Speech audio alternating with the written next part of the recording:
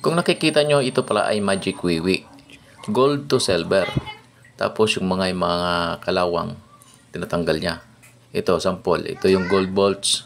Lalagyan natin siya ng Magic Wiwi. Kung totoo nga ba.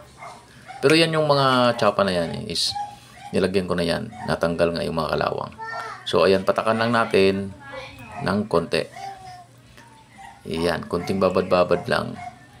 Pero ginawa ko dyan, binrush ko kasi siyempre minamadali natin. Pero advisable dyan, ibabad talaga siya. So, ang nakikita nyo ay unti-unti nang namumuti.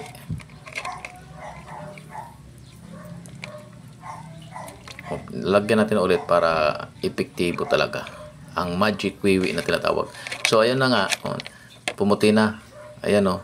Nagiging silver na yung gold. So, epektibo nga talaga ang Magic Wiwi.